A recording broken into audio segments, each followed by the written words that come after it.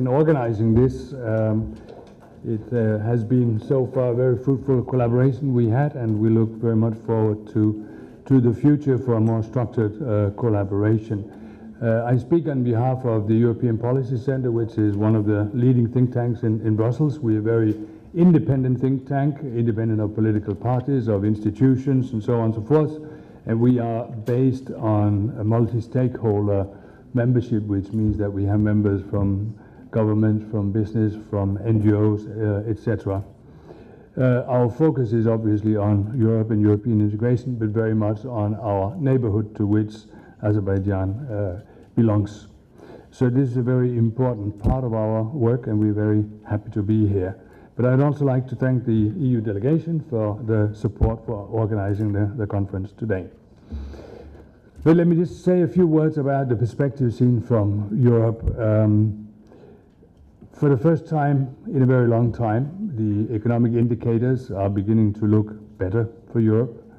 We still have low growth in many countries. We have a far too big unemployment. But we also have a fairly negative psychology, if you like, in our societies. And you know that economy is very much about psychology as well. So maybe the sort of spring signs, if you like, in the economy of good news, of economies picking up with confidence increasing, will be conducive for things to move forward. But the environment, economic environment, is not good anywhere. I think we are all looking now cautiously at what is happening in Japan over the last few days. We know that there are big debt problems there. We know there are big demographic issues, but we also are witnessing some worrying signals from the economy. It seems that the US economy is not really picking up still.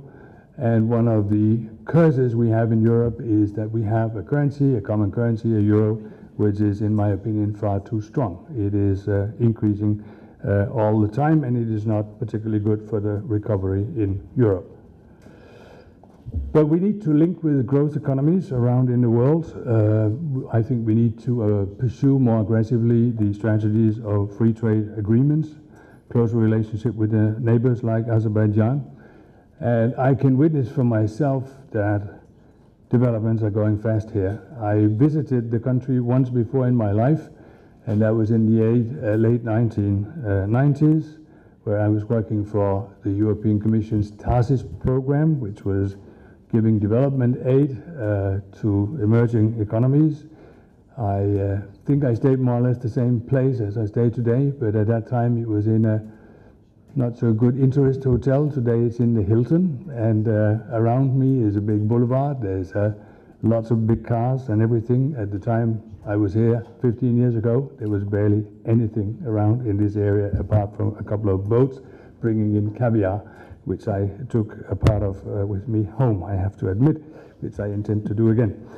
But development here is incredible. I barely recognize anything of the city here, and that shows also the importance for Europe. And I actually would like to have a program where all Europeans were forced to come here just to see how dynamic this part of the world is, to better understand the need for collaboration.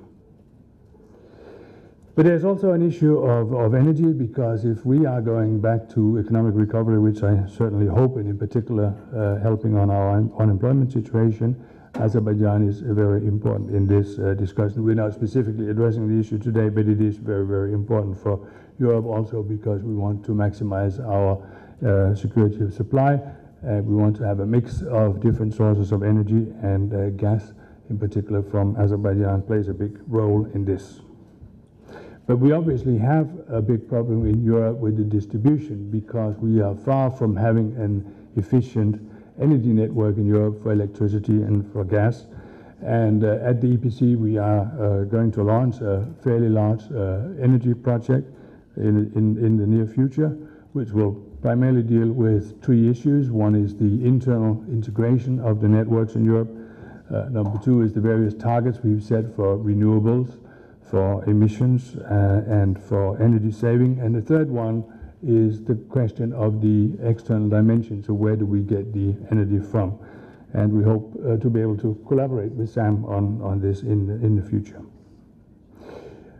Just coming back to the crisis that we've been dealing with in the last years in Europe, I just wanted to mention a political comment to that as well. You have seen and heard in your press about the political unrest, the lack of confidence in political leaders at national and European level, as the system has not seemed to be delivered from the point of view of the many unemployed people.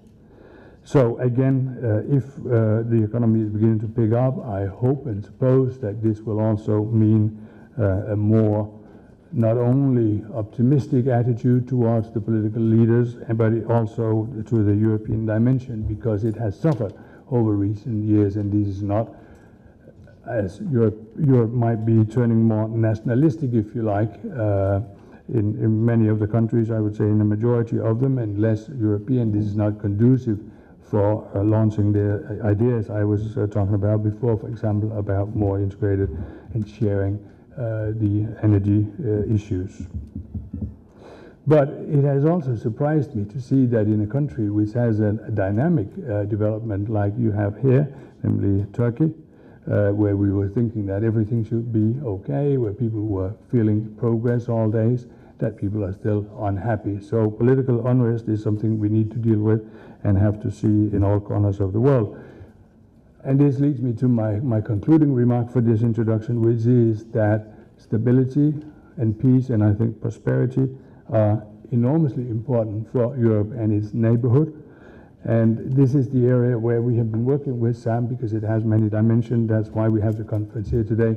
And I actually hope that the discussions we have today will make a big contribution in that direction.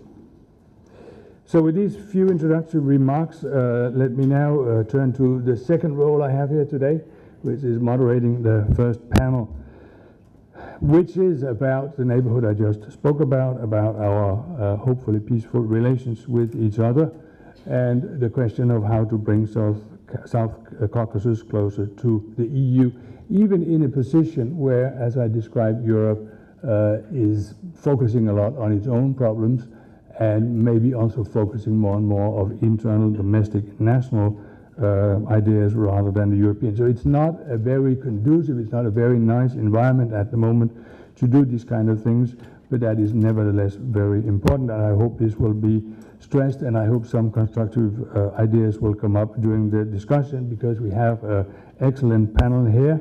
First of all, to my left, Roland Kobia, who is ambassador of the European Union to Azerbaijan. And to the left is not necessarily a political statement, that I don't know, but it's a physical statement. We also have Mr.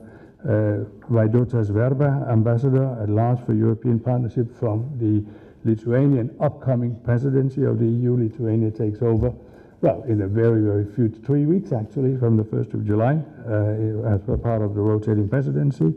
We have Mr. Gursev Aliyev, country director from the Caucasus Research Resource Center, to my extreme left, which is again not necessarily a political statement. And we have Mr. Zawar Sherif, editor-in-chief of the Caucasus International Academic Journal. I think we have some copies outside of your fine journal.